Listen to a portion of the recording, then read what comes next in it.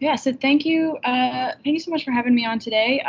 So rather than give working group updates, what I wanted to go over was kind of where we are with the COVID-19 sex differences study. So this was kind of the primary focus of the Women of OHDSI group. So I'll start off a little bit just for anyone who's perhaps unfamiliar with gender differences in infectious disease. So there's actually kind of known gender differences that kind of come from or that result from sex chromosomes and sex hormones, primarily because a lot of the genes for the immune system are encoded on the X chromosome. So because women have two X chromosomes, they generally have a more robust and diverse immune response. So generally what you'll see in the literature is whenever there's there tends to be a male bias towards having a weak immune response. So we tend to see with a lot of viral infections that require a good immune response, there tends to be more negative outcomes for men. And then when we look at issues where there's too strong of an immune response, like autoimmune disorders, there tends to be a bias towards women. Oops. So when it comes to COVID-19, a lot of what we've been seeing in the literature is that the infection rate between men and women is pretty similar, but men tend to have much more increased odds of having an ICU admission or death from COVID-19. But one thing that I haven't really seen too much of in the literature is a look at kind of some of the more severe health outcomes that result from COVID-19. And so since COVID-19 is a disease that affects almost every organ system in the body, what we were curious to do with this particular study was to characterize severe health outcomes associated with COVID-19 and look at how they differ between male and female patients. So this study was conducted as part of the Charybdis 1.0. So way back in March of 2020, when this was all getting started, researchers came together and created the Charybdis protocol and analysis, and we had a number of data submissions that have been made largely in March of 2020, but there's also been a lot of new submissions made up until February 2021. So from the data that was collected as part of Charybdis 1.0, we took data from the diagnosed and hospitalized cohorts. So if you're not familiar, the diagnosed cohort is anyone who has been diagnosed or tested positive for COVID-19. And we were interested in looking also at baseline comorbidities. So we took the cohort that included 365 days prior observation. And then for the hospitalized cohort, this is defined as individuals with a COVID-19 diagnosis and a hospitalization episode. And the diagnosis or positive test need to occur within 3 weeks of hospitalization, or either 3 weeks before the hospitalization or end of hospitalization period. So because this is a characterization study, the values that we pulled from the data included proportions of the cohort that had these severe outcomes and standard deviations, and this was stratified by gender.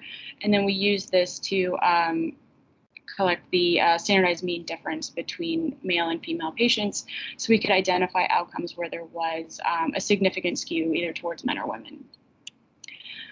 And so the outcomes that we looked at, so in the diagnosed cohort, we looked at the symptoms, presenting symptoms.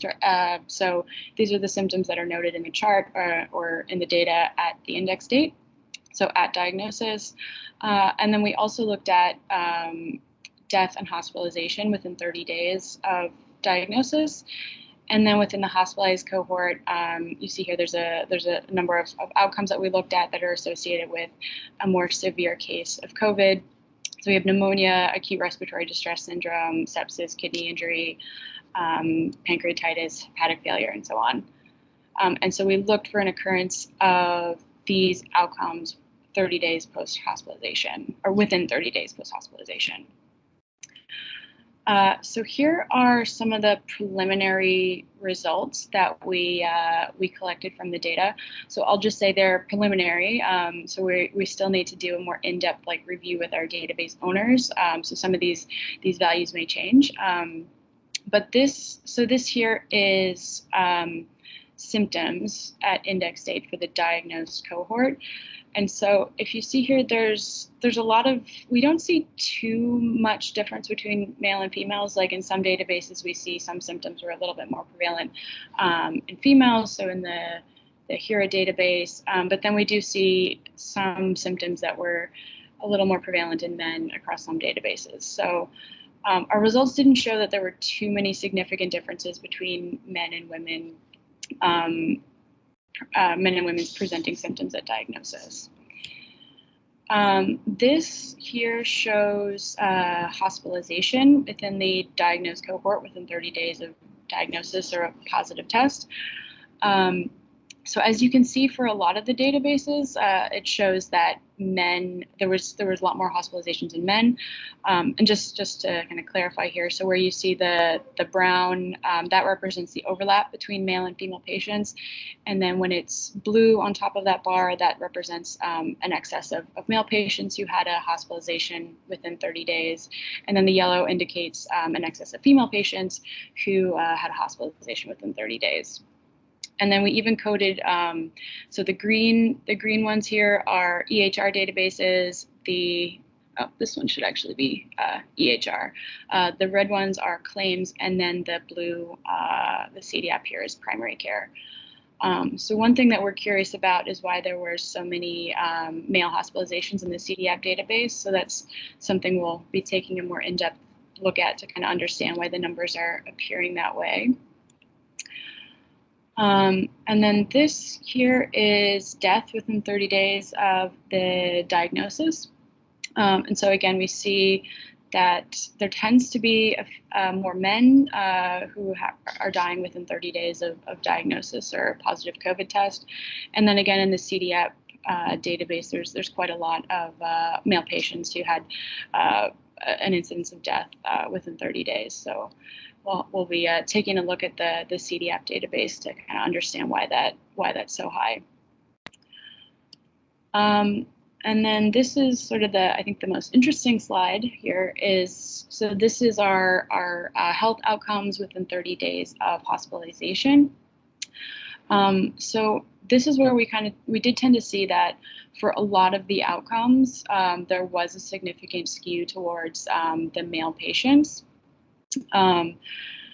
So especially for pneumonia and ARDS, we tend to see that was the most prevalent severe health outcome. And then we do see within a lot of databases that was significantly more prevalent in the male patients.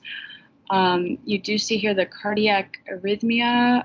It kind of appears excessively high in some of these databases. And I think when we looked at the phenotype, it was, I think this is largely due to the nature of the phenotype for cardiac arrhythmia, which is a little bit heterogeneous. So we do plan to look more closely at that and kind of understand why these numbers are as they are.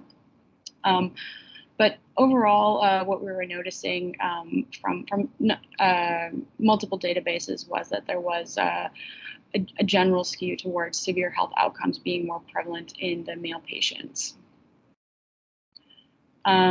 So in terms of next steps for this work, we're planning to do a more in-depth database review just to understand kind of why the numbers are the way that they are, and then kind of use that to guide our discussion for the manuscript. We also want to look also at the baseline comorbidities. So we've pulled numbers for baseline of male and female patients to understand like what the prevalence of high-risk comorbidities are in male versus female patients. So I think we'll be looking to plot some of those and get some visualizations of those numbers. And then we hope to finalize the manuscript soon and submit it to JAMA. And then in terms of future directions for this work, so one thing that's kind of come up again and again in our study meetings is we're very curious to look at the intersection between age and gender. And just because of the nature of how the initial analysis was put together, unfortunately, we're not able to stratify by both age and gender with this data. But my understanding is that's something that has been discussed for the Charybdis 2.0. So some interesting I think there's a couple reasons to believe that there may be significant gender differences later in life, particularly after menopause. For women, there's been some preliminary research suggesting that menopause is an independent risk factor for COVID-19 in women. And then there's also been some immune research showing that men tend to have a faster immune aging than women. So. And that would be something interesting to look at for the Charybdis 2.0 when it's possible to stratify by both age and gender. So I just want to say thank you to the study team who have been providing tremendous support since this began back in, I think it was like April of last year. So thank you to Rue, Paula, Lana, Frederick, Maital, Adriana, and also Ozzy and Kristen, who have been providing a lot of great support and helping us understand a lot of the analysis and the data that we're working with. Yeah, so I think that's it. Great. Thank you, Maura. The Women of OHDSI, I believe the work group is on hiatus for right now, but if people want to contribute, they should just reach out to you. Yeah, so right now we have our study meeting. So that's the kind of the study is the main focus of the Women of OHDSI at the moment. So we have our study meetings every other Monday. I think the next one is this coming Monday, the 26th, at 11 a.m. Eastern time. So if you're interested, you can come and check it out just in the Gender Differences channel under the Women of OHDSI team.